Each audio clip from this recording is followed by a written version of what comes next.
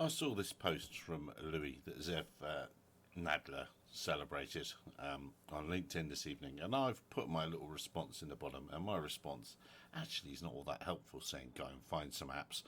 Why don't I show Louis the apps that I would be using if I was in New Jersey and worrying about these things? And I think the thing that caught my eye really was this line from here: with little guidance on enforcement, state and local agencies are left scrambling. Are we expected to shoulder the responsibility of sourcing drone detection software, training officers and managing enforcement with no clear framework?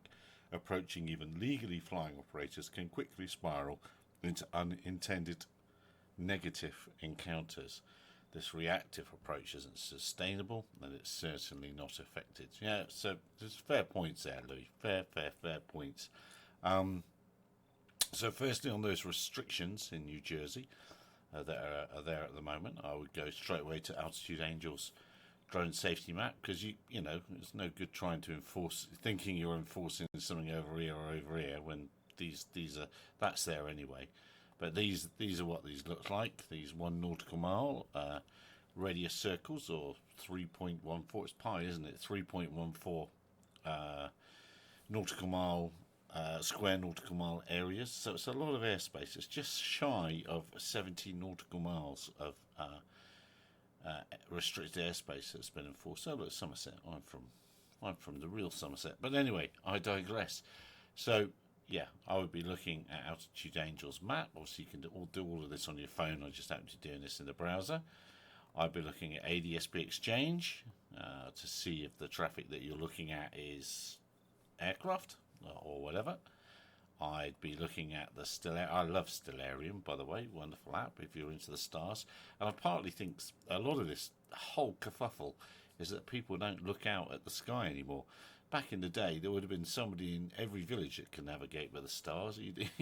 Just to get from town to town or navigate at night, you'd have to know. So less people are looking at the night sky. So grab yourself Stellarium, excellent free resource. This is actually the remote ID app that I use, OpenDroneID, and I just use it for experimental purposes because I am the only drone around here in my part of South Africa that uses remote ID, because I'm just playing around with things, so I'd use that.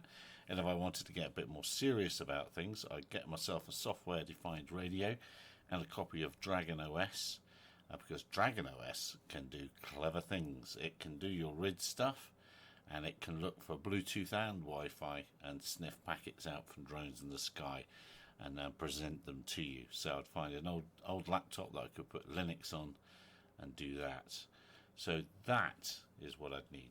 The most important thing, I suppose, out of all of that is OpenDroneID. But there are other apps, free apps for iPhones, free apps for Android. I just go out and get yourself some of that and start logging the data.